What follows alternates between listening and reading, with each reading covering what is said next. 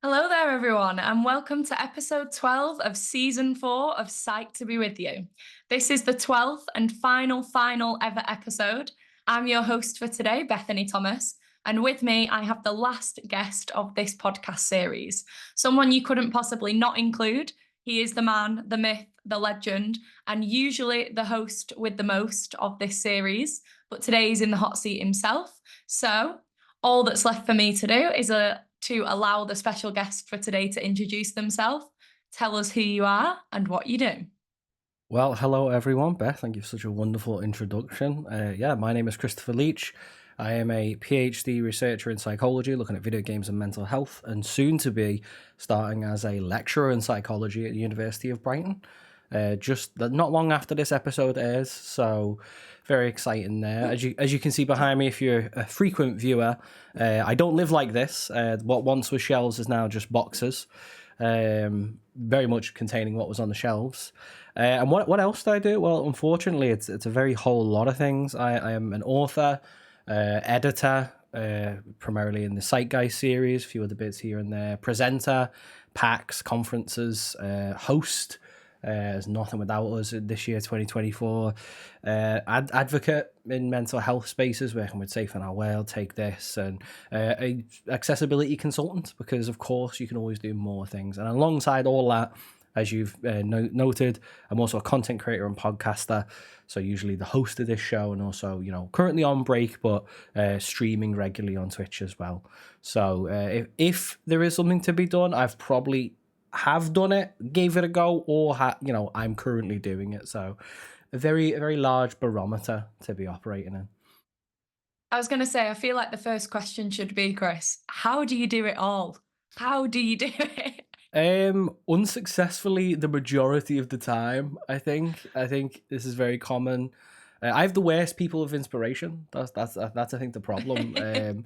We're both under the tutelage of a previous show guest, Professor Linda Kay. Pardon my language. As well as being on the periphery of great people like Dr. Rachel Coa, Dr. Kelly Dunlap, Dr. Sarah Hayes. These people who are just doing it all, having their cake, eating it, and then baking a second one. So it's hard not to let a bit of that Seep in. overzealousness, seep in. Um, Okay, so there is a lot that we can touch on. And I know that throughout this series, there's lots of things that you've drawn on and you've spoken about yourself. But I am going to have to ask you the question it's a bit of karma because you did ask it to me. So I'm going to have to ask you the question that every PhD student hates, but equally, this is your shining moment. Tell me about your PhD, Chris. What is it that you're doing? Tell us, as the listeners for this final episode, what is this amazing thing that you've been spending all of your time on for these past couple of years? no, I think it's interesting to be here and to be, because I'll be honest. So I always wanted to be the last guest on the show, in utter vanity, Of just course. for the way to round it off. And I think it's really interesting. I had always told myself I'll do it once I'd finished the PhD and be like, yeah, first appearance is Dr. Christopher Leech, PhD, right? And that didn't quite turn out, but I think there is a kind of beautiful kind of symmetry in being at the end of this chapter of my life at the moment and ending this season, and this show. And the new year is going to be a lot of new things, and that's really exciting. I'm Yeah. sure we'll talk about it a bit more later, with the things that I've been through this year. But it's actually really nice to be rounding it off, I think, in this way. And all that to peripherally say, my PhD is in psychology, principally looking at video games and mental health. No surprise to anyone who's been involved in the show before. But Yeah. what I was most interested in was the intersectionality of when we play games centered around mental health themes, but in a non-stigmatized way. And what type of player experiences do people have? So it really breaks into sort of essentially that kind of, there's a whole bunch of terminology for it. I'm going to use the ones that I'm using in my thesis, but like narrative rhetoric, it's like the story of a game, the way it's written, the way it's encoded and messages that it's trying to send, but also the procedural rhetoric, so the actual gaming related mechanics, what a game will allow you to do or not to do. Now, obviously, I don't have any published quote unquote findings, so I can't say definitively what I've found, but what I've kind of discovered, I think, both personally and through the kind of exploration of the topic, is these games do matter, and they do have a worthwhile. I was going to say the S word, significant, but I can't technically say that. They have a worthwhile and meaningful interaction. People play them and understand this is something that resonates, And I think the jewel of the PhD is that sort of second procedural rhetoric study where I had people in the lab playing the wonderful Please Knock on My Door, made by Michael Lavelle. Always like to shout out. Yeah. It was kind enough to provide the keys for the study for free. Michael, absolute legend. Amazing. We always appreciate that from devs, us lowly researchers. Yeah. Saves the budget. And the brilliant thing about the game when I was kind of initially testing it was that it has two modes. One is just where you play the game through. And for those that don't know, you guide a person who is experiencing depression and anxiety through 2 in-game weeks. And they're just sort of living their life, and you do activities as you pass time. And the two versions is, one is where you just play the game. The other is where you can see essentially the internal scorekeeping mechanic called mental fortitude in the game and how your choices affect it. And what I was fascinated by, what drove me to research it, was would the presence of that number impact players' decisions and the way they perceived the mental health content in the game. Now, I forget his first name, but I think Bogart first originally came up with the idea of procedural rhetoric, and it was through the Psychology of Games podcast by the wonderful Jamie Madigan, who had an episode with Barrett B. Anderson, who had actually done some empirical research on it that was kind of, I believe, the first of its kind at the time. And I thought, this is fascinating. I was like, would a presence of a number that is, it's already there in the background, right? Like that's how the game works.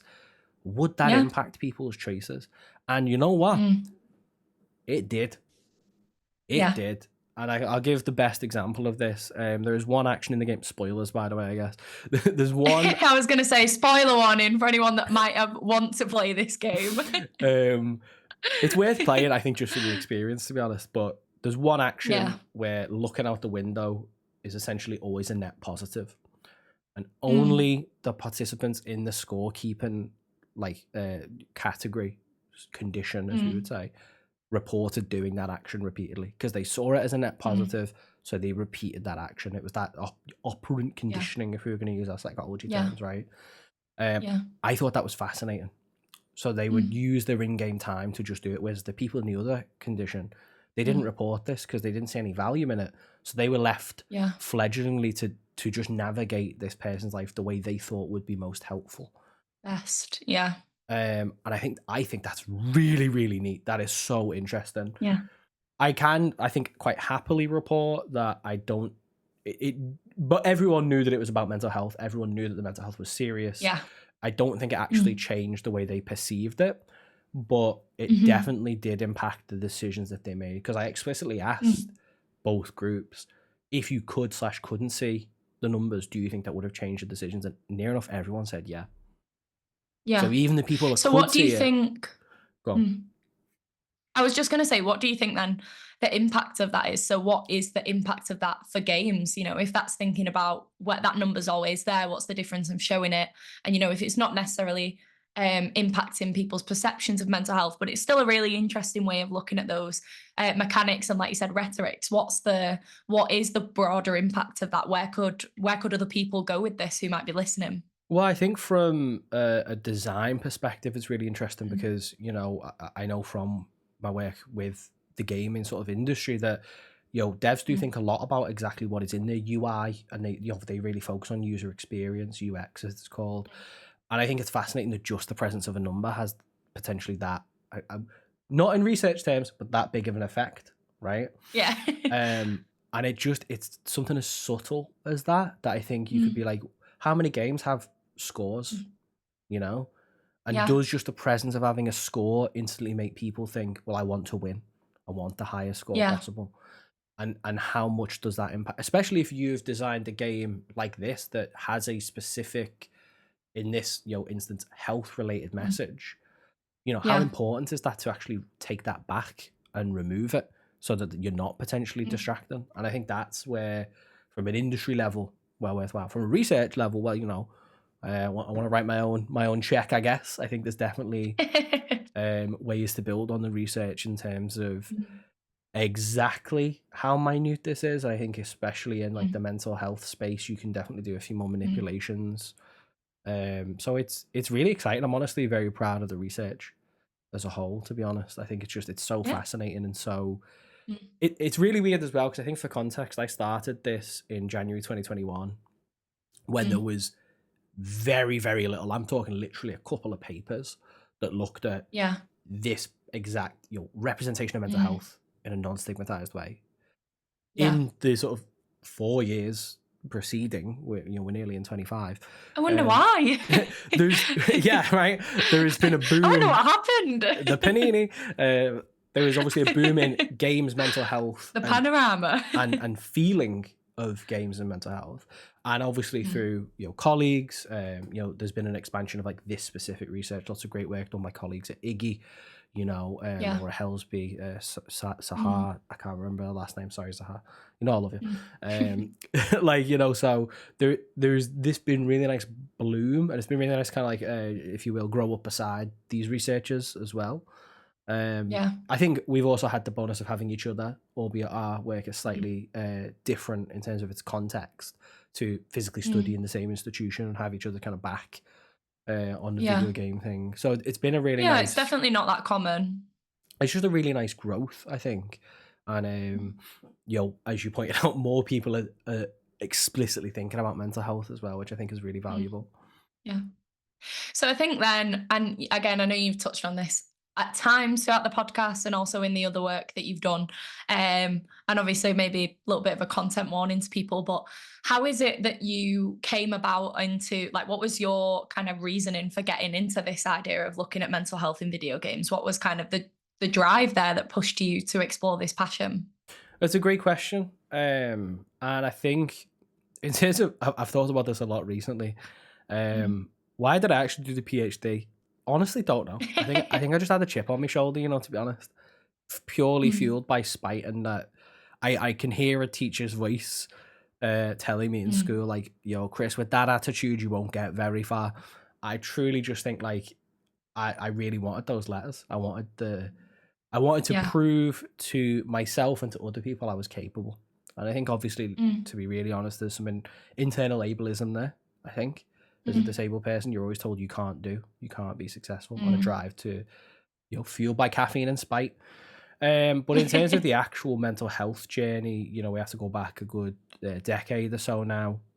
Mm. When I was doing my undergraduate degree in forensic psych and criminal justice, which was really Mm. great, I experienced the bereavement of my father, who was Mm. murdered at the time, and Mm. this had a huge impact on me, and dealing with that grief and stuff, and that allowed me to kind of explore that there was these kind of indie games that were beginning to emerge, like Depression Quest, Mm. that had started to make waves when Gamergate happened, around this time. Mm. So it was kind of inescapable if you were involved. And I originally Yeah. wanted to look at what I defined as deviancy in games for my undergraduate dissertation. Like, why is it we do things that we know Yeah. are a little bit naughty in games and not in Yeah. real life?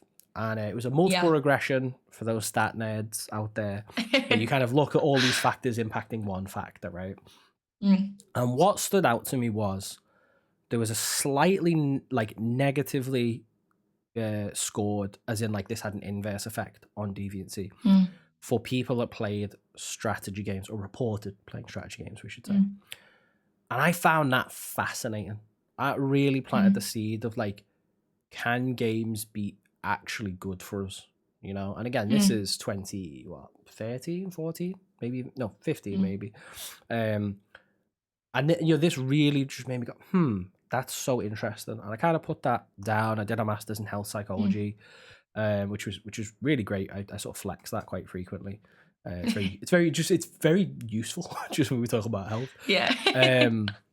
But I think between that, the mental health experiences I'd had, particularly going through like student mental Mm. health services, when I was in the Public Health Institute, Dr. Mm. Jennifer Germain and Dr. Conan Levy, we just sort of colloquially we were talking about things like research and games like Celeste that come out at this point, Yeah. where we really started to think about games were centering on mental health. Mm. And those two, it was Dr. Jenny Germain that actually first mentioned Dr. Linda Kay to me, believe it or not. How the journey, I love it when a journey and a story has like the leading characters. It's just like, oh, life really is like a little book. No, it This is really like, is. you wouldn't have thought it, but it literally is a story. Yeah. It's a lovely roundabout kind of narrative. Well, I'd had this idea of, oh, well, maybe I could do a PhD. It felt like a natural progression when I was a trainee researcher there for a year. And as I say, Conan and Jenny were great and really helped me foster that initial idea and sort of get those initial applications in. Now, unlike the storybook version, I did not get the first place I applied for and got funding, and I would have done it by now. I got numerous rejections that I took very hard and took them as an affront to myself for reasons we'll get onto, I'm sure, later. So I ended up working in outreach for a few years, which was great. Love a bit of Excel, you know me. And it was at that point when, you know, it was the round again, and legitimately, no word of a lie, I'd said to myself, I was like, right, this is the last time I'm going to be applying. The same cycle, I had absolutely blown an interview at another university. Absolutely like awful interview. You know, you just get rumbled and you just absolutely soil the sheets. I'd done that and thought, wow, this is never going to happen. It's just never going to happen. Ironically, that's how I felt about mine at EdChill. So honestly, I think your perception of your own interview, honestly, we can't trust ourselves all of the time. We just can't. It's weird because I think generally the interviews that I've thought have gone well, I've seemed to not get the job. But the ones I thought didn't go well, I've ended up working those jobs. But this one, I just blew it. Like, I just absolutely blew it. And I remember I'd emailed Linda and said, listen, I've seen the GTA roles are up. I'm thinking of applying. I've refined this idea that, you know, was really centered on mental health. And sort of like, I think my actual original idea was on like implicit associations, which is actually like, interesting. Really actually hard to measure, it turns out. So really tricky. Pivoted a little bit there for something a bit very more controversial of methods. So we kind of drilled down a little bit. Difficult thesis defense. So reason we left that where it was. To be fair, I think from a research context, you probably could do implicit stuff probably much more soundly on the basis of research we have now. But at the time, it was like, we don't even know if games do anything, so why should we look at if they implicitly do out? You know what I mean? It's a big jump, And I remember I went to my interview a week before the country got shut down for the pandemic at Edge Hill, and I got absolutely interrogated. And I mean interrogated for an hour solid. They were like, interview will be 30 minutes, an hour I was in there. My notes were roasted on an open fire, if you will. And you know, it was really, really rough. And then obviously that got delayed. It was meant to be October 2020, which obviously didn't happen, Jan 21. Sorry, we've really pivoted from the question of how did I get into it, but like it was that experience of my own mental health challenges, as well as this rise the prominence of games about mental health, that made me really go, what are the impact on this when, and the terminology is a little bit sticky, and I think it's really easy to not use the right words, because I think this literature and the sort of policy refers to like students as at risk or vulnerable of mental health challenges, and I think you know that's very loaded. I don't particularly like those terms, but I think there is a high prevalence of mental health challenges in the student population. Lots of stress, lots of pressure, and also limited access to services. So naturally, those two things are things that are not great. So the kind of the big dream on the basis of the research is, could actually playing a video game that helps signpost, reduce stigma, and help open up these conversations be valuable. And that's a combination of my own experience, the big picture, and finding these games made me go, this is what I want to find out.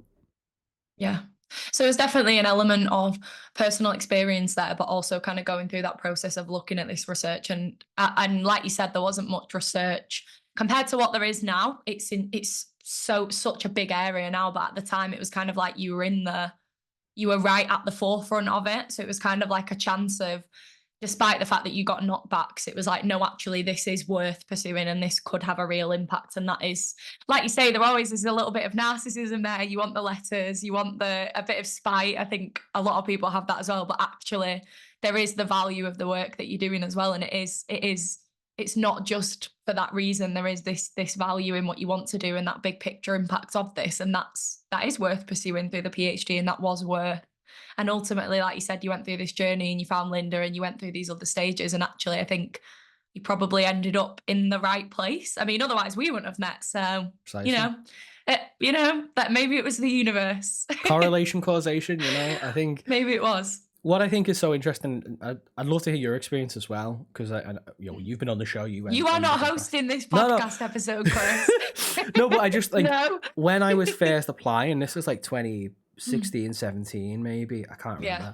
But there was just an almost instant no of video game research. No one was interested. That was why I got, I think, so many rejections. I didn't even get interviews early on. Yeah. It was just video games. Yeah. Nah, no value.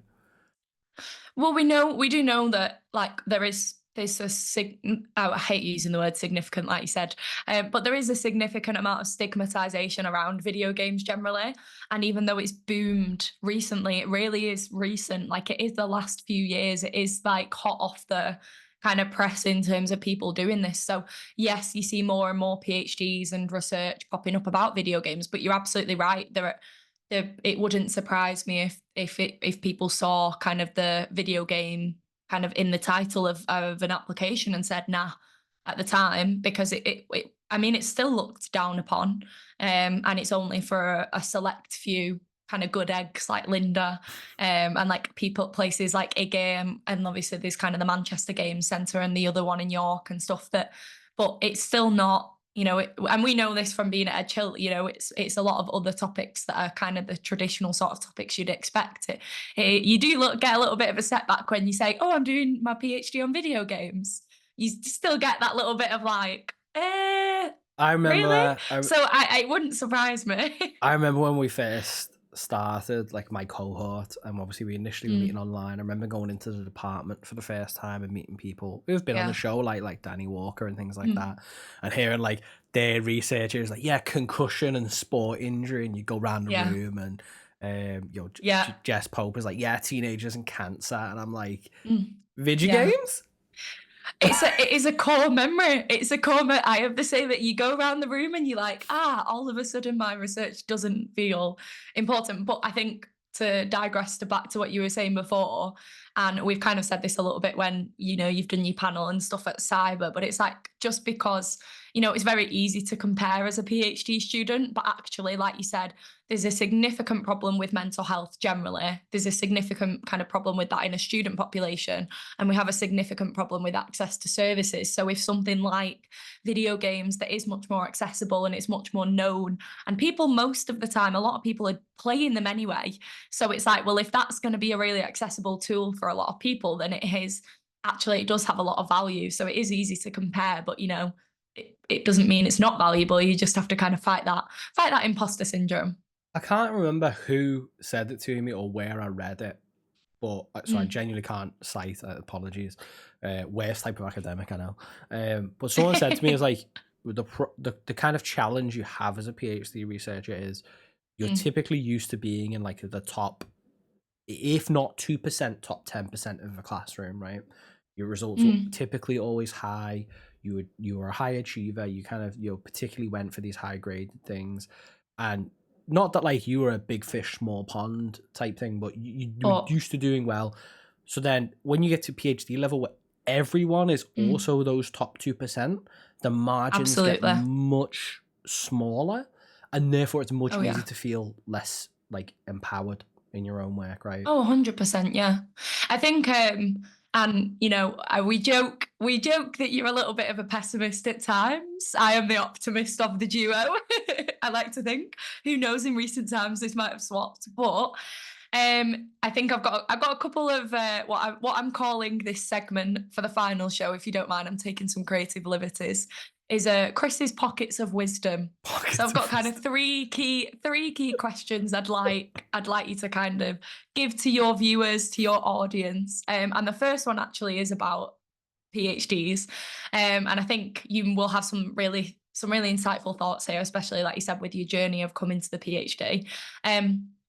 What is the best piece of advice you would give to a prospective PhD student? What's something you would what's that pocket of wisdom that you'd like to pass on to someone looking at doing a PhD? Oh, this is gonna sound dirty, isn't it? Especially like going into lecture. So I think be sure, like really look at, do you need a PhD for the job that you want to do? Because genuinely, I say this really heartfeltly, like it will take a toll on you, not just in terms of like the monetary value or whatever, but like it takes something out of you. It really takes that. You have to really go Super Saiyan 3 to get through this. Do you know what I mean? It takes that extra thing, and it's really hard. It's really hard. You read all the warnings, people tell you, oh, it's isolating, all this, but it's still really tough when you're in those moments. You know, my PhD is going to stretch into like its 5th year, and I'm going to be done with it hopefully at that point. So be sure that it's like you need this for the job you want, because there is the slight inverse, depending on what your subject is, that you might be locking yourself into academia, and you'll be sure that is something that you want. Like I genuinely love teaching, so I'm really happy to be a lecturer because it means I can teach. I know, you know, there are caveats and research and chapters and that, but I weighed these up and went, yeah, you know what, actually, sure, why not? Let's give it a go. So be sure, really evaluate if that's what you need. Question, like I didn't, why is it you feel like you want to do one? You know? Don't, I'm not, I wouldn't discourage. I wouldn't discourage if you really want to do one and know it's for you. Absolutely grand, do it. You know, but just be 100% sure, because as I'm sure you felt, like if I didn't have that personal investment, I don't know, I'd have probably quit much earlier. It was that personal investment of like, no, this matters to me personally, that has kept me going on those sort of like, cold Thursday nights, you know what I mean? Yeah. And I think this isn't one of my advice questions, but I do think it is worth, maybe if you wanted to, a little bit, obviously you don't have to, but I think it'd be nice to know, because I know you've definitely had a journey while doing the PhD. I know, as your who I would like to say your friend, I would call myself your friend. I would know that you've definitely had a journey on the PhD, and I know it's kind of interesting that we're coming to, this is the final podcast, and yet there are so many new horizons for you, which I think is quite bittersweet in a way, but obviously very happy that for you, that you are kind of, this is going to be a new chapter for you. But how have you kind of managed those, particularly those downs of the PhD? Like, what would your advice be for people who are already doing the thing? They're already stuck in it. You know, I'm just asking for a friend. But what would your advice be? Because like you said, it is isolating. It's bloody difficult. Like, it is bloody difficult. So what do you do in those times of challenge, when maybe your well-being and your mental health is being impacted by something that you are so passionate about, besides quit? What's the other route to get out of that kind of that rut?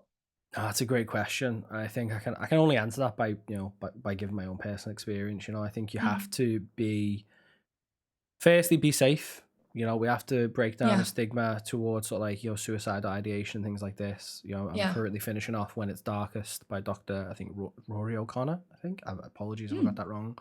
But it talks about like, suicide prevention. We need to have those conversations. It can be really tough, and when you're already feeling down and alone, those are risk factors. So we need to immediately remove that and ask yourself, are you safe? Are you currently able to carry on in a safe way? And what are those structures in place to make sure you are safe?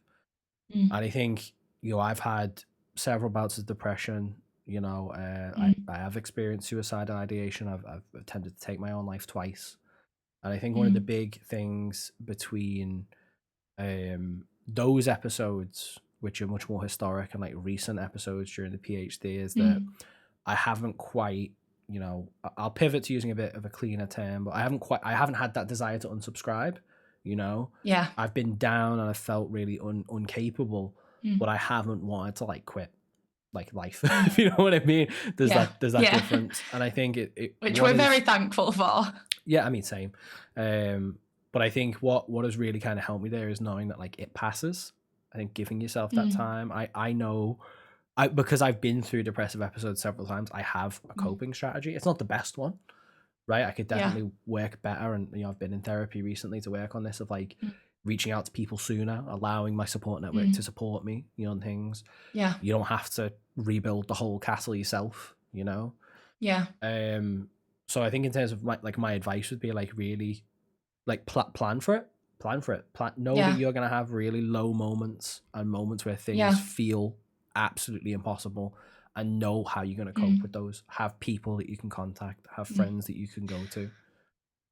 I think I really like what you just said before. I think that would be kind of a perfect way of summarizing that is letting your support network support you, because it's all well and good having a support network, but if you don't kind of like use them for support, and it is always the thing, isn't it, that they say like reach out to someone, tell them if you're struggling, and yet that is the biggest problem that most people have. It's like, oh well, if it was only that easy. But I think that is it's a nicer way, a different way of saying kind of that sort of use your support network, be supported by them. You also have that symbiosis of when you're doing a PhD, a lot of the friends you have are also doing a PhD. So then you all know you're in the same boat and you're all kind of suffering together. And I don't like to bandy that term around, but like you're all going through this struggle, and that I think is it puts you off asking for help from those people, because absolutely, they understand best and are therefore equipped to support you in relation to the physical PhD, but also they're in the same spot. So you, like have non-PhD friends, have friends that have a typical kind of life without this extra extra baggage. Have these conversations in advance. That's what I mean. Have a plan. Have someone say, listen, like if they don't need to be like your safety call, right? I think an actual safety plan is different, but like have a group chat, have a couple of people where you can go like listen, folks, I'm not doing so great. Is anyone free for a chat? Yeah. And just have that packed early on, and know that that's how you're going to operate. And it's really tough because it takes a lot of vulnerability to even suggest that. Like I don't think I've physically said that to you or any of my actual friends. I'm very lucky in that a lot of my friends are mental health professionals, and like people pick up on things when you're not attending things, and you get a swarm of messages. Yeah, right. So but like be setting those stalls up front, and it's scary and it's hard to do, but I think if you want to be able to manage those rough times, because they'll come, they will, have that plan in place. Have a boat ready to go for the rough waters ahead. Yeah. Okay.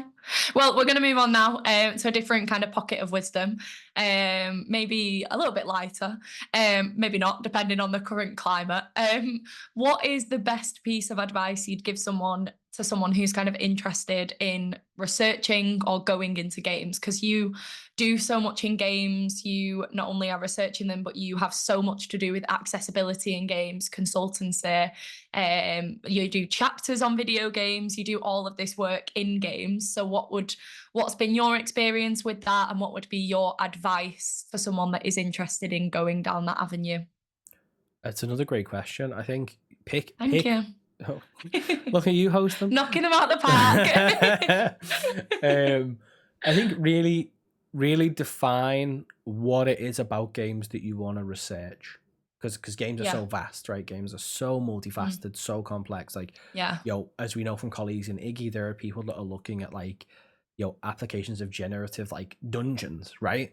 Like that's such a really interesting but niche. Also like niche part of games, right? So just really have a clear. I think if you just say games, you'll be too broad, and that'll make it really difficult to find people that you can contact with. And I've now learned that like I define mine as user interface and user experience, procedural rhetoric. They're the kind of terms that I think those in the industry understand, and that is what my research is about. It's about user experience principally.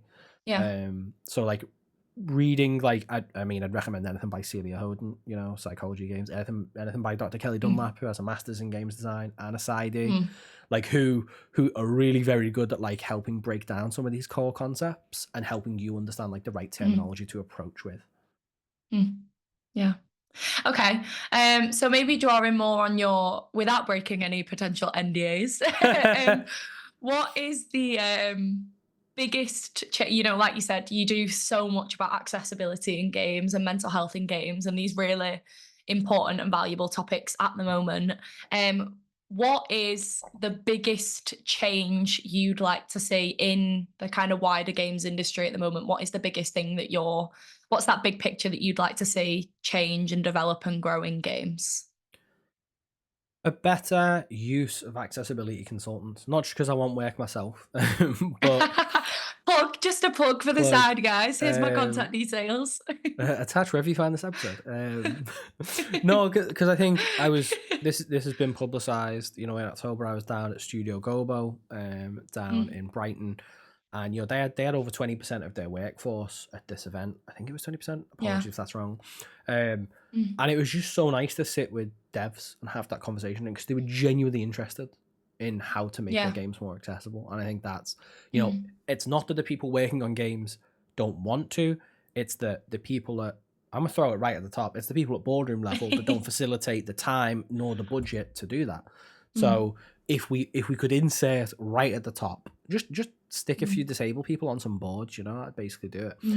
To basically, no, let's build this in from the start of our game to then improve the accessibility. And you will, because, you know, if you start thinking about it and you have a dedicated accessibility person, it's easier to get people in to do consultancy. It's easier to make a game more accessible. I, you know, flex literally for those watching that, like, obviously I'm a visually impaired person, I'm legally blind, personal albinism, blah blah blah. So like I have that as a core experience as a player, but with the whole PhD psychology video games user experience thing, like that's kit and caboodle. You know what I mean? Like I bring that to a discussion. If you hire me as a consultant, it's like, no, I can actually talk on this as a relative expert, right? So I think, just hire more accessibility consultants, please. Reach out to experts. Work from the top down rather than the bottom up. Like you said, get people in the boardrooms. Hopefully, you'll get Chris in the boardroom. We dream. Okay. So we've kind of chatted about PhD stuff, we've chatted about game stuff, we've given some pockets of wisdom. I feel like there is an obvious answer here, but you don't have to follow it. But when you're not doing all of the many things that you listed at the start, and it really is like a 3 or 4 page list at this point, it's too many plates, which, you know, we've established in recent times, plates need to be put down before they drop. But what is it that you like to get up to when you aren't working? No, in that small amount of time that you have? So what do you do? Again, this is the thing I've been working on, like in therapy, of like making sure that your restorative time, your not working time, is actually restorative. And like I am very bad for like, and I'm obviously currently in the process of like moving for a new job and all that, right? Chaos. Yes. So like I am very bad for like, wake up, right, bang, tick these off the list, move boxes, move furniture, clean the house, right, go to work, do work, come back.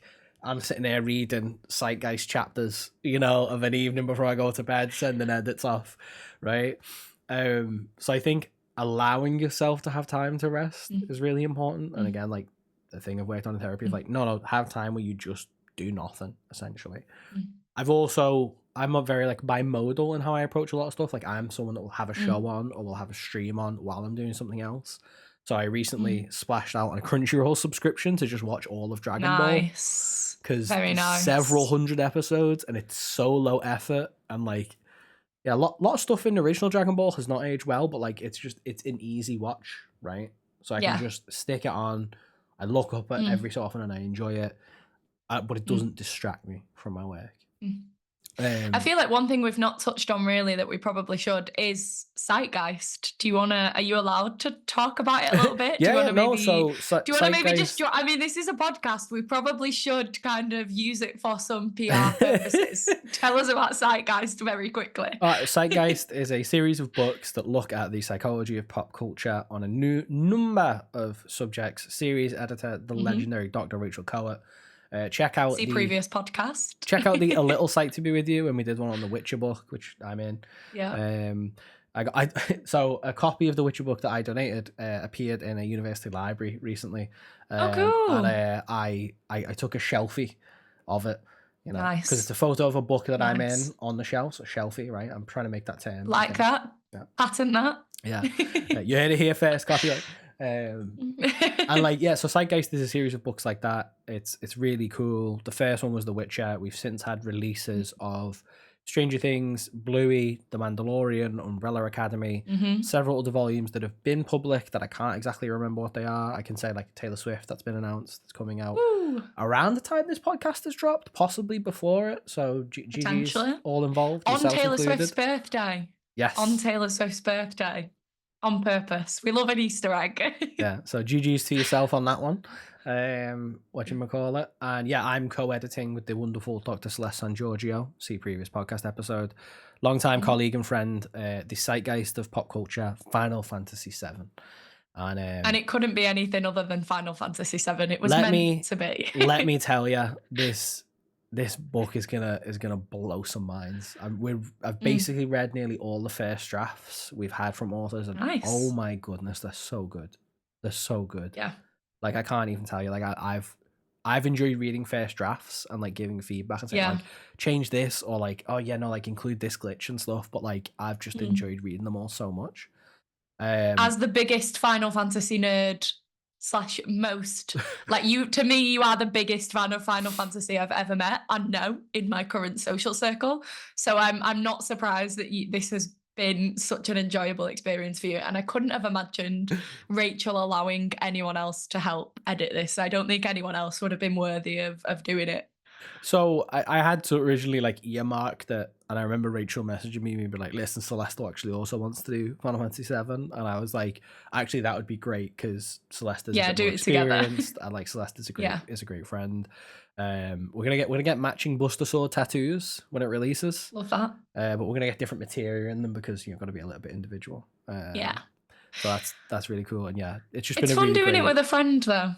It nice genuinely is. Like we've been a bit chaotic in that we've both read like all the drafts and then like agreed feedback because we both just care that much. We could have halved the workload, but YOLO, I guess. But it's been nice to have someone else to turn to who's like looking at the same thing and knowing that you're not like seeing things that aren't there.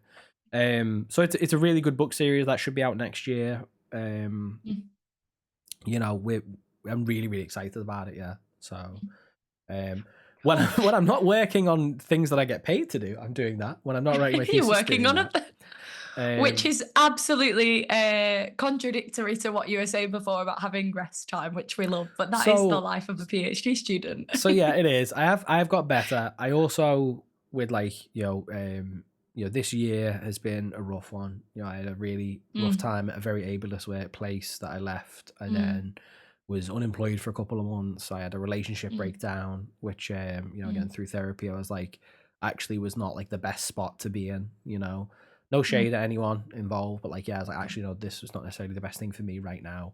So a combination of like I hate it because the first people when you're low or you're going through like a depressive moment, people are like, have you gone to the gym? You know, have you gone for a walk?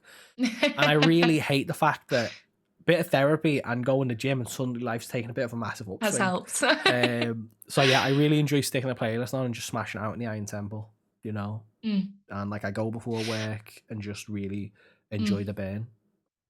Yeah.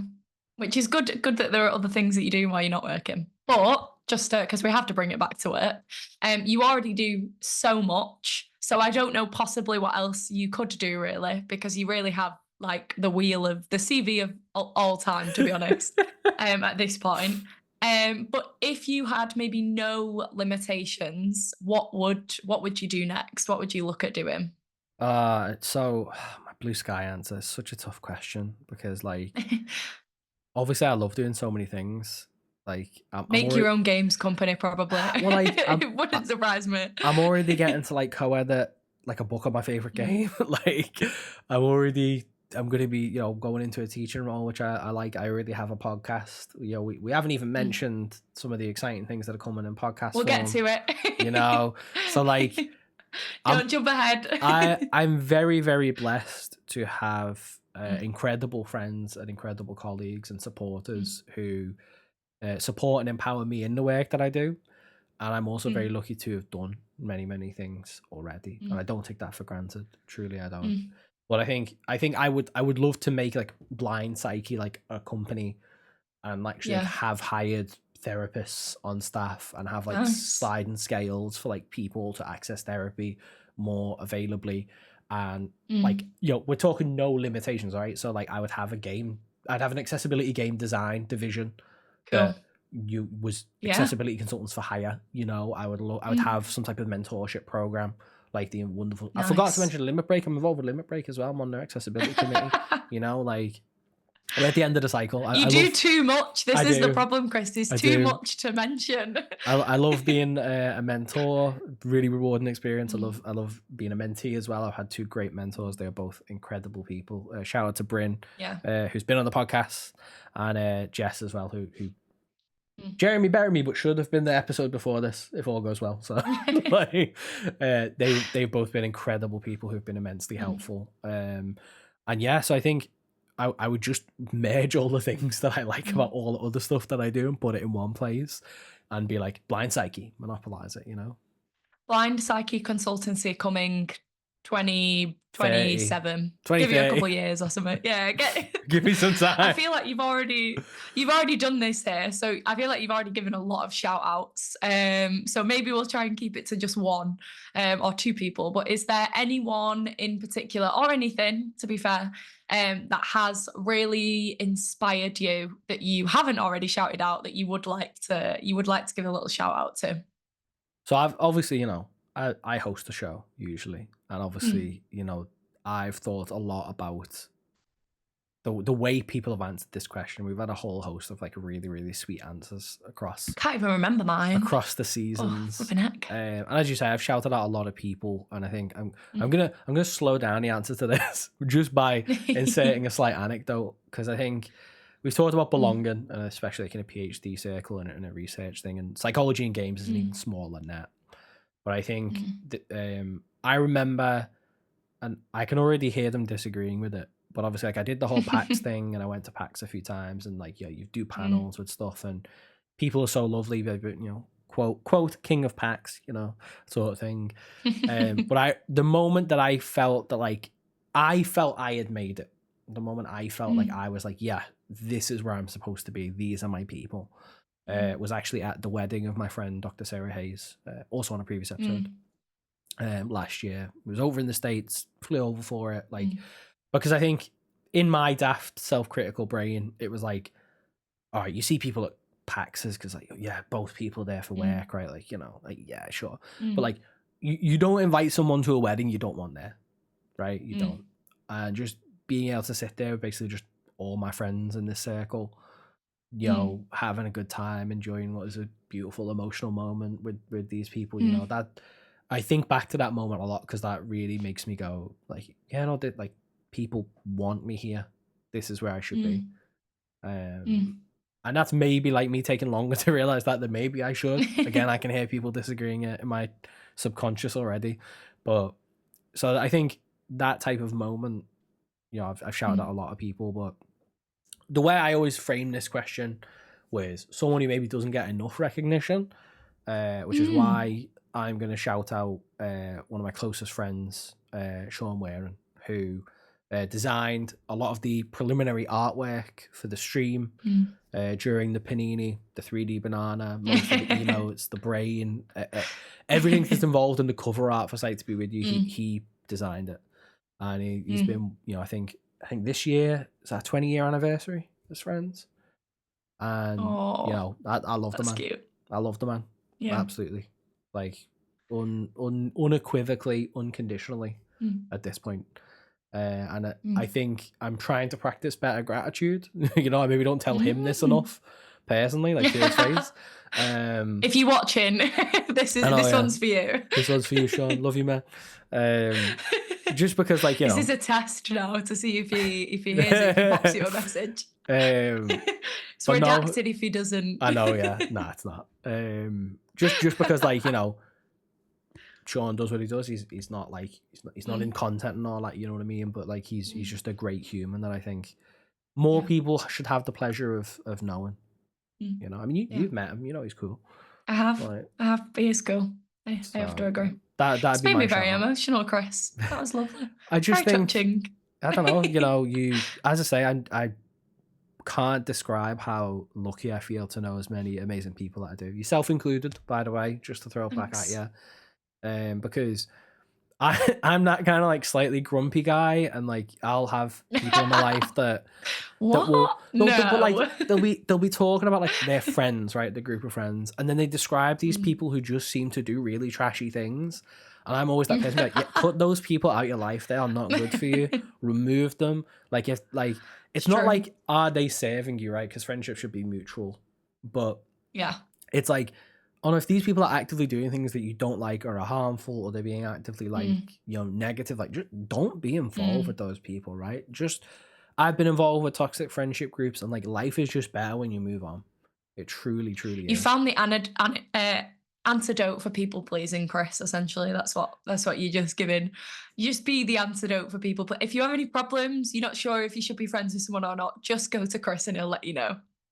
Basically, yeah. No, like I would, because I Consultancy for friendships. it's I'm honest enough. I think an objective perspective on that type of thing helps. But I think again, like through I'm gonna give another minor shout out here, but the best manager I've ever worked for, Yvonne McCreath, absolute legend of you, Yvonne, you know.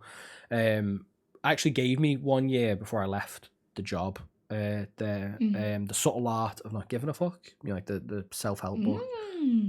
She was my secret Santa, and that was really nice. But there's a lot about the book that like I kind of think is okay, a lot that I think is okay. But one of the things that I always took with me from that was, you only have like a limited amount of, I'm going to say spoons for politeness, spell slots for those inclined. So like, why waste them? Why waste them? Choose what you use your spell slots on. Do you know what I mean? Like cantrips, unlimited, use them for free, fam. Go for it. But your spell slots should be used for things that matter. But also, it's like, what is your barometer of success? So like, if you're using your spell slots on that, why? Like I'd rather be going into a long or short rest with a spell slot in reserve in case I need it for a friend that needs me or something that comes up, than I've expanded them all on stuff that doesn't matter. You know, because what does success mean to me? And that actually, for me, I think what matters the most in life is the people that you get to share experiences with. The people matter more than anything. And if with the right Excel sheet and enough time, you can make anything work. Like truly, you can make. It's like a thing I know about myself, right? Like if I could make, I'm going to say loosely, but like if I could make like a long distance relationship work on a 6-hour time zone and, you know, 15 hours travel, like, and that actually be sustainable, you can make anything happen. Like life is so malleable. And I think to impart some bonus wisdom, you know, life is so malleable. We're kind of hoodwinked into thinking that things are permanent. Like I'm currently selling my house. Be like, buy a house and then you'll never have to move. You'll be able to stop paying your mortgage, right? As if life is that fixed, and it's not. Yeah.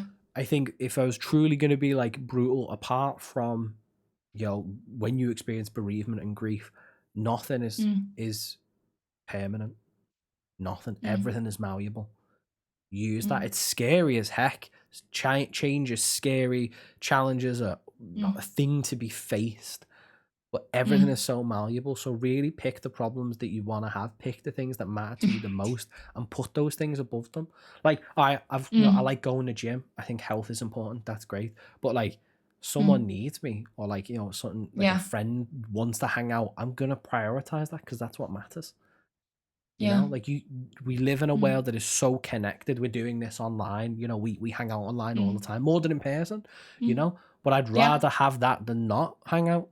You know, and I think like it's just about your priorities. And I think if more people were kind of like aware of that, you can make change. It's not always easy. It's not always straightforward, but you can change pretty much anything you want about your life. And again, so I had a haircut for this. I was in the barber's and I was telling him about me move, and he you know, Ash is great. He's been cutting my hair for years. And you know, he was like, you move, mate. You could reinvent yourself if you wanted to. And I think the thing for me that I think represents a lot of growth is that I went, I don't think I want to though. I don't have to. Nice. Like I'm genuinely happy with like who I am and what I have to offer because I've spent a lot of time figuring out what my values are and what's important to me. You know, that's really empowering. You know, to offer up a bit more vulnerability on that. You know, I've been therapy. It's all good. Like one of the biggest things for me, I think emotionally, is I've carried around a lot of trauma through like the grief and my childhood, which is what is defined as like an adult child of an alcoholic, an AOCA. Would recommend the source book on that. Very good, very useful for anyone experienced or involved in that. I kind of just was carrying a lot of these like really sharp implemented things that were hurting me, but I didn't realize they were. And I've now kind of realized that, like, both literally with the move, but also metaphorically, that like I can leave them behind. I don't have to take them with me. And it's incredibly freeing and incredibly powerful to realize that, like, no, I have a choice here. I can choose to not let these be as aggressive as they are. You can never, you're never going to completely outrun your past, right? Things are always going to happen. But I can make that choice. I have the power to do that for, being honest, possibly the first time in my life where I'm making a choice purely for myself. Yeah. You know? And that's really powerful. It's scary, but it's really, really powerful. And it's like, no, I can choose what I take with me. And there's a lot that I'm really, really, really, really happy with. And the rest I'm going to keep working on. You've only got so many boxes. Yeah. As we can see behind you. Yeah. Okay. Lovely. Fabulous. Very inspirational. I enjoy this. Okay, we're going to move on to kind of the final portion now. We've got the typical quick fires, and then we've got some extra bonus quick fires, and then we're going to catch up about what's next. But first, one film, one album, one book, one video game. You're on your desert island. You've done this however many times before to everyone else, Chris. Now is your time. You better have a good bloody answer. And you've only got a short amount of time to decide. And so I've answered one film, one album, one book, one video game. There you go. I've answered this before as well, and it's like it's so tangential. So okay, album. It's such a tough one because like I have a lot of favorite albums, but I think I'm gonna go with one. I'm gonna go with what I'm gonna call my album of the year for this year. Okay. Hayley Williams, Petals for Armor. Interesting. It didn't come out this year, but I think it's an album for this year. It's all about growth and like blooming and stuff like that, and it's just got some bangers on it. So good choice for the current for your new movie. Yeah, okay. One really, film really resonates. Film. Oh God, so many. Spirited Away. Nice. I'm going with solid my gut. Choice. Yeah. Solid choice. Okay, one book. You've mentioned a few, but one book. I think one book that I would take that I think I'd really like want to reread is, and I always allow collections, so I'd take the Dune collection with me. Okay. Yeah, also a solid choice, actually. Yeah, I can see why you picked that. That's a good one. Okay. I'm probably the toughest. And if you don't answer what I expect you to answer, I will be absolutely shocked. One video game. This is so difficult as a choice, right? You have to do it. You have to pick one. You either pick a game that you know you can replay endlessly or a game that is endless, right?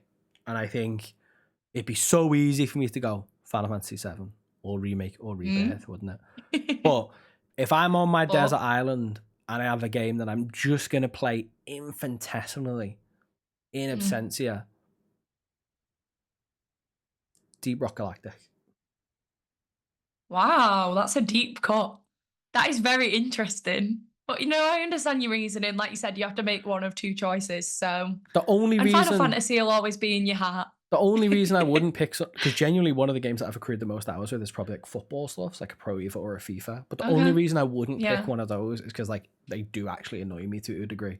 Whereas like Deep Rock Galactic, I have over 100 hours in it. I have no regrets about that time, and like I know I could just like if I was just like I'm gonna play something for fun and enjoy it, it'd be that. Interesting. Okay, cool. Right now. Some Psyched to be with you quickfire. I feel like I should have done a shot it or say it for this. But no one will be offended. It's okay. Don't worry. I'm sure everyone will be okay. So we've got 4 questions, quick answers off the cuff. Oh no. Firstly, starting with the big one. Who of these 4 seasons, all of the many episodes you've done, who has been your favourite guest? Me literally unable to remember anyone I've had on the show. Oh god. Favorite guest. How do I even define that? How are you defining favorite? I'm not. This is a quick fire question. There is no definition or context. Who's your favorite guest? God. This is followed up with what's your favorite episode. So you can pick 2. You got a bit of leeway here, but who's your favorite guest? I'm gonna go with the cop-out answer, and I'm gonna say Dr. Rachel Coet, because that was possibly like, that was before I went to PAX. It was sort of like the first like celebrity pull on the show, right? And I think it like helped lament like my friendship with Rachel. So I'm gonna say that as like Rachel's my favorite guest. She's also the only person who's been on twice, apart from you, but you're the host on this one. So Oh yeah, that's true. Yeah. Oh, I feel like I'm in a very esteemed select group there. So yeah. I'll take that. Okay, what has been your favorite episode of the many seasons, if you can remember them all? Yo, I'm gonna have a quick look at the list, because like I can't. Pull up the YouTube to double check. Like I'm There in, should be one that's the most memorable of the on the most on the your Spotify favorite like episode. right now, fam. Like, what is this? Because Terrible obviously hosting, I did. Chris. You should remember. Well, I did a lot of pre-recording for this season, so like there are just some episodes that I can't remember doing. Like, so the favorite episode, and I think in terms of like of all time. an episode, I mean, I could bail out and just be like one of the episodes that got like, I don't know, like the most traction, couldn't I?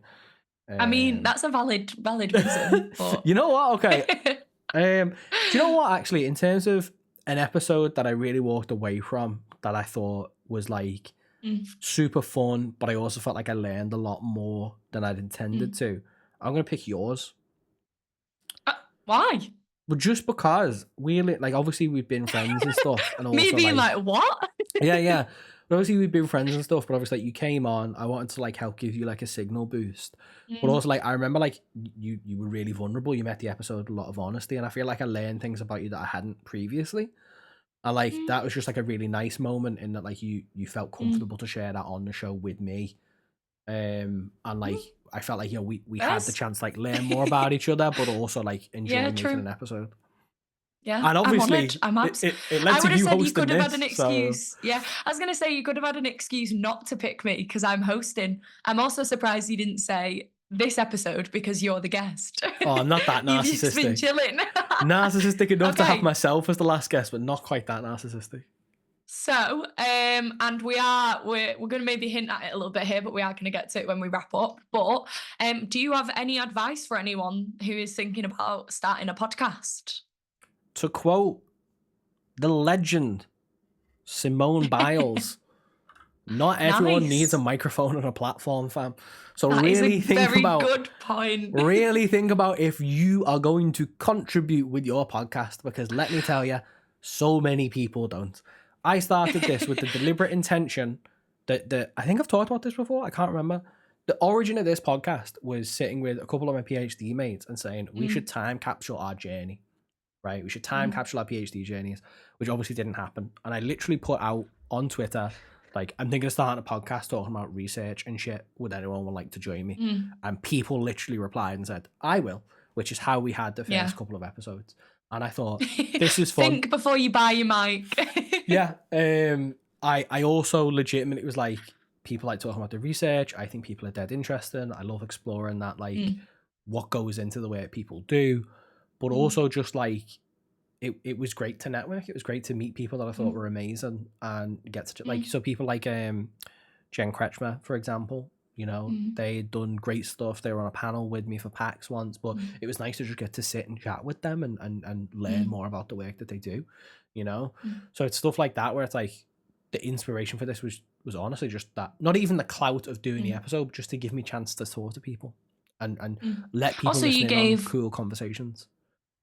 Also, you gave, like me, for example, but you gave a lot of PhD researchers a platform and you made it a more accessible way. So yeah, I love that. Think before you buy your mic. Is this actually needed, or can it stay in the WhatsApp voice notes? Yeah, so think about what it is that you want to do a podcast for. Look if there is anything similar. How similar is that? And also, I'm going to say it right. I was going to not. Don't make a broadcast, okay? Don't. We have enough of those. We don't need any lads, more. If you're listening, we don't need another podcast of 3 to 4 white cisgendered straight men talking about nonsense. Okay, we don't need it. Please put the microphones away. Please don't buy them. If you've bought one, return it. So the answer to the advice is don't start a podcast, which is very funny, and we'll get to that after the final question. No, that's why my actual answer was think about what it is serving. That actually have do some pre-production.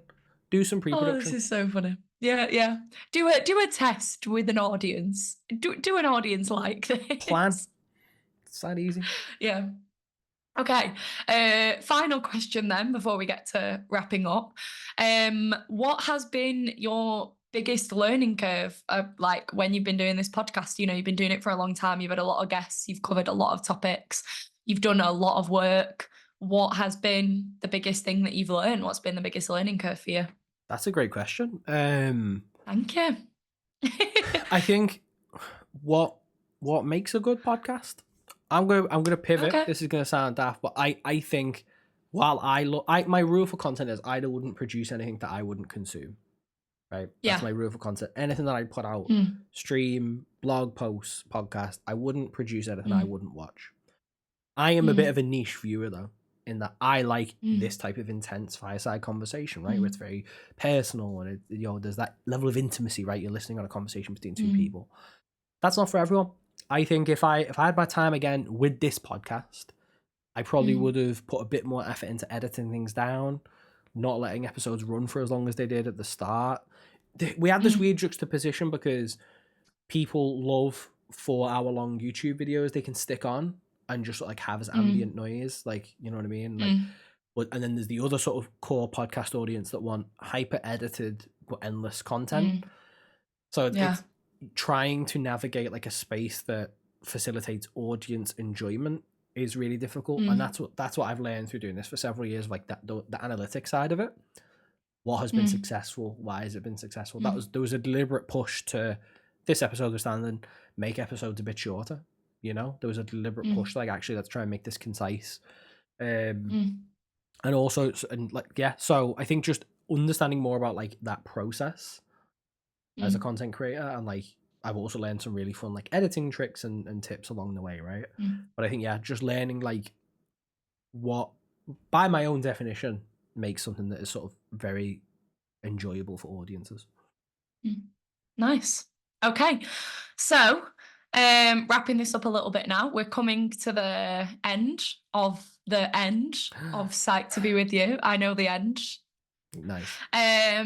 One, tell us where is the best place for people to find you, but also, and more importantly, what is next?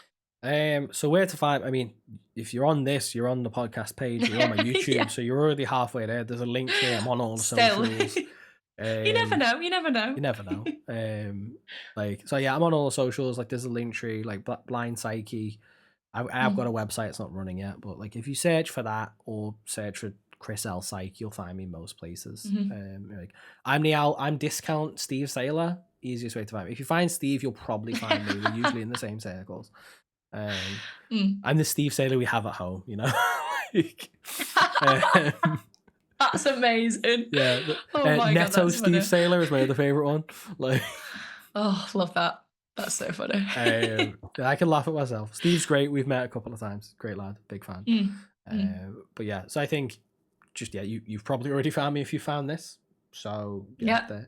Where can stay people where you find are, you're in the right place. Beth, you know, where can people find you if they think I want to get Beth to host my thing?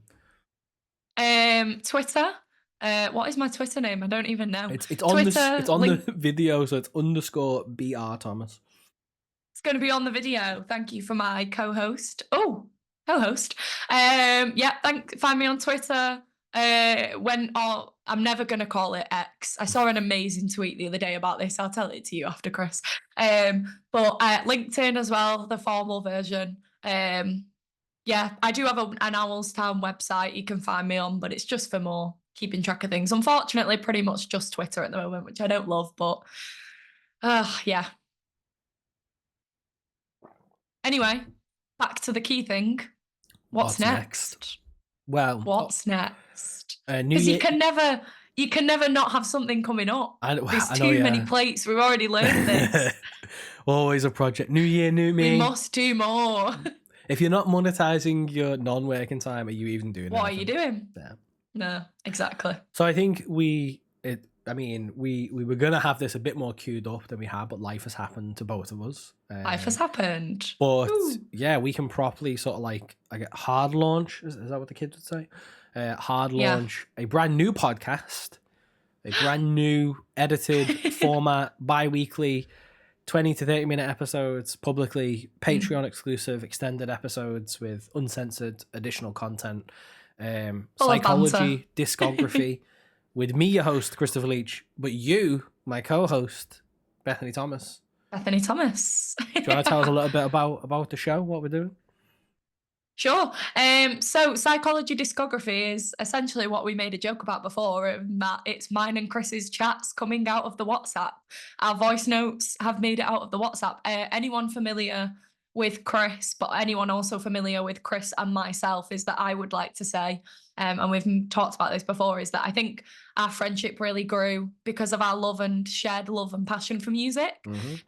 We like a lot of the same artists, but we also have different opinions on a lot of artists, and we have some very lovely debates about artists that I think are interesting, or we think are interesting. I think between us we have a great discography.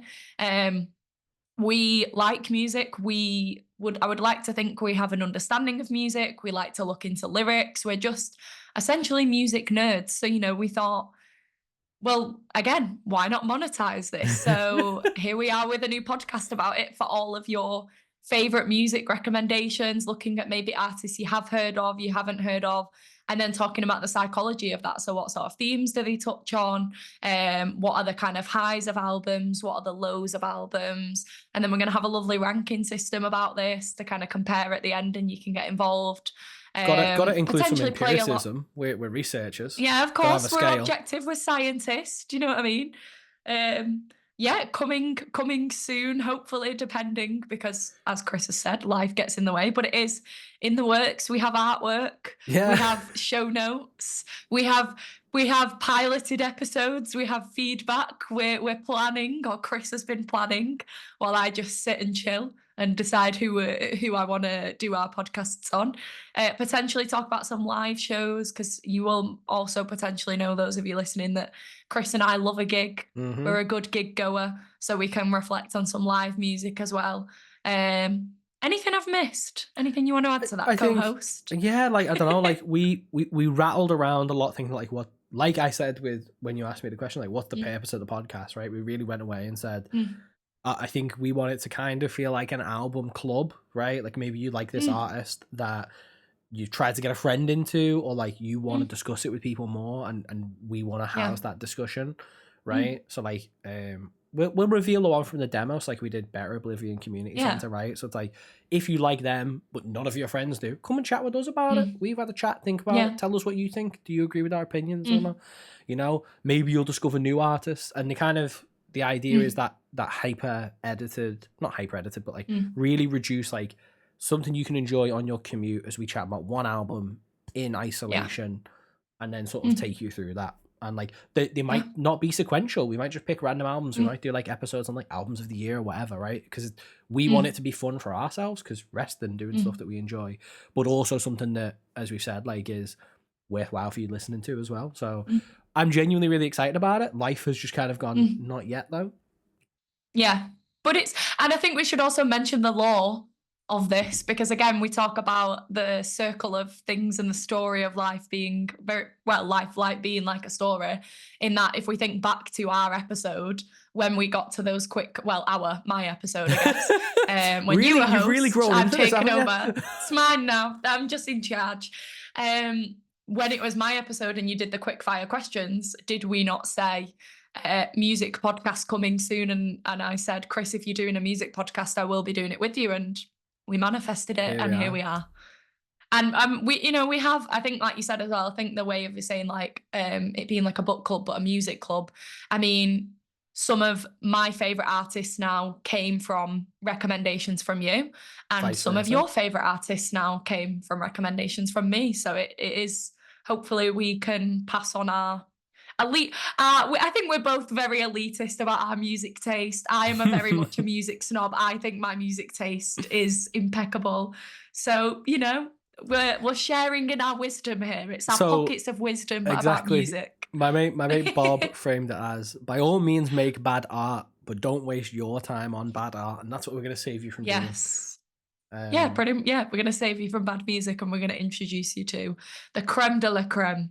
And there may be a few accents and impressions along the way. Oh, God. I think one of the... weirdly enough, you know, I was reflecting on this in relation to the podcast, but I think a lot of like my favorite artists or artists I've really enjoyed are ones that people have introduced me to. Like there are a couple of like, you know, we'll get to it on those episodes, but like I saw an album in HMV that had cool art, so then went and listened to it and now love the artist. But a lot of them are like, friend has gone, oh, I like this, you'll like it, listen to it. Absolutely, yeah. And then just really gone for it. I mean, we've done that for each other on several occasions now. Dragged each other to a few gigs as well for the same artist. Good gigs as well. Some of the best gigs I've been to, yeah. Yeah.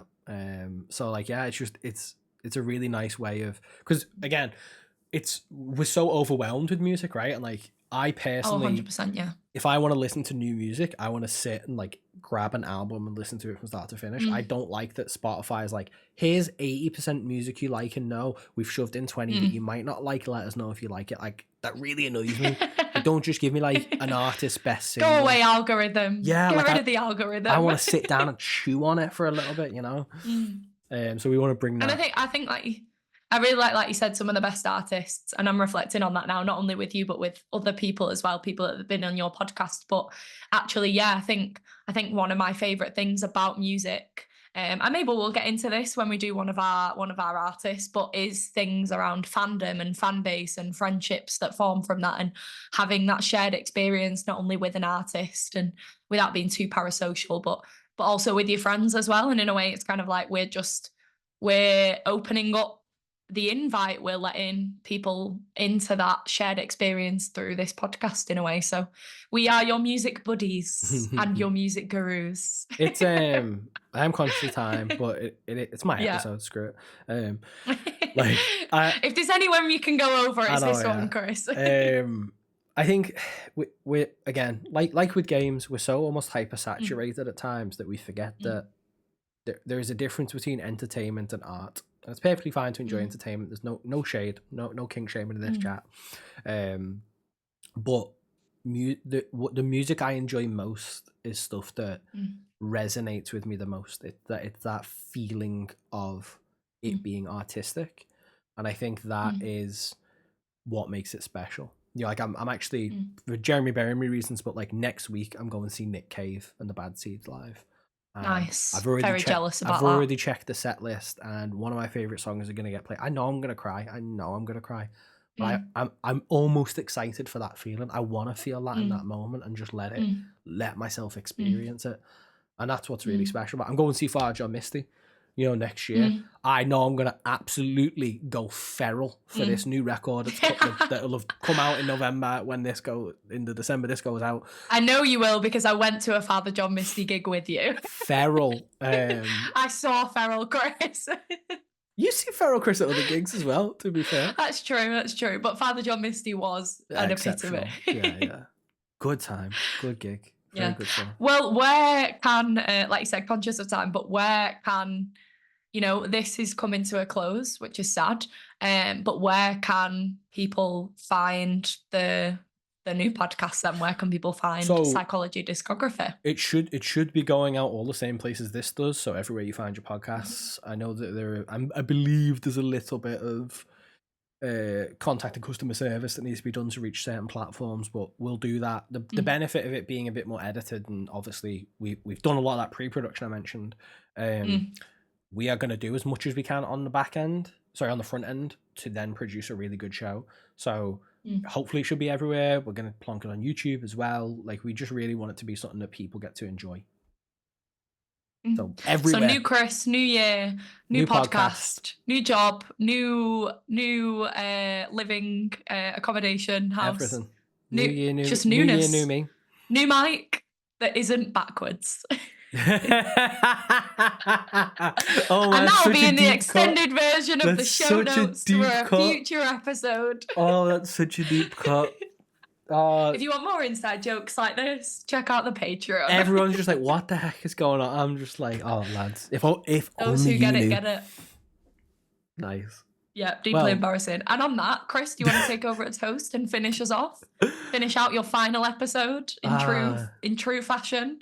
I do feel a bit sad to be seeing Psyched with you go, because I've really enjoyed my time with the show, and I want to take this opportunity to thank obviously all my guests who've ever been on it, sat down, chat mints with me, many of whom are friends, colleagues now, wonderful people to have those conversations encapsulated in time. I obviously want to thank you for hosting this very special finale. There's few people I'd have trusted to do it, so know that you cut the mustard on that one, as it were. Thank you. Obviously, we're also co-hosting another podcast, so you kind of flexing there. It's been a journey, and I think of where I was when I started it, and what like my ambitions and thoughts were at that time. And again, like it feels, this isn't the ending for the show that I thought we would have, but I think it's a pretty good one, and I'm ready for the sequel. Nice. Sometimes Love that. it's like the second part of a trilogy is the bit like usually the best one, right? So maybe that's where we're going to be moving into, and I'm ready for it. New era. No, just dropped. not a new era. It's just no, hey, no. Bonking that, no. But no, so yeah, I want to thank everyone, thanking everyone for ever being involved with the show, whether you've listened to once and hated it, or you've enjoyed it, or been on it, or asked about it, or if I pestered you to be on it and you never made it, like I don't care. I've just enjoyed everything. So yeah, that's it. Goodbye forever, I guess. Go away. Like Fuck off. Any other final see words you next time from yourself as host of this episode, Beth? Thanks for letting me take over, and we'll see you at Psychology Discography. Nice. I'm going to click the button for those watching. Short and sweet. Bye, everyone.